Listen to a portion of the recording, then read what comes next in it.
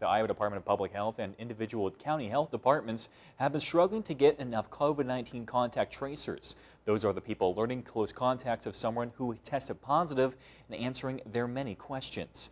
Iowa City reporter Travis Breeze is live with how Johnson County has been trying to handle the case workload.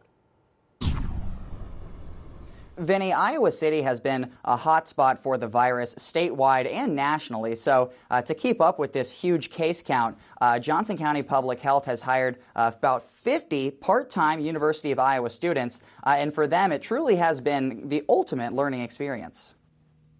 Sitting in your room, doing Zoom classes and all of that, it felt very, reactive. And I wanted to do something proactive that I could kind of make an impact on my community within Iowa City where I was living. Madison Snitker is a second-year grad student in the College of Public Health.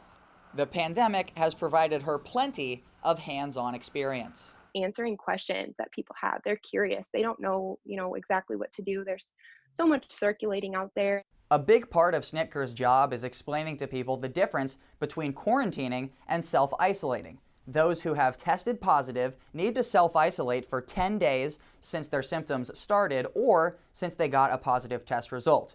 People who've been exposed and are only potentially positive need to quarantine for a full 2 weeks and monitor themselves for symptoms. She says that she gets a lot of pushback on that, but it's extremely important. With a COVID positive person, they're actually infectious 2 days before their symptoms start. So, you think about that, the 14 days builds in those extra infectious days, and that's why it's super important. With so many losing a loved one to the virus, an equally important job is just letting people vent. We're also here to point you to any resources that we can and listen. While it's part of her career, Snitker would like to make as few phone calls as possible and hopes people adhere to safety guidelines, especially with a vaccine on the horizon.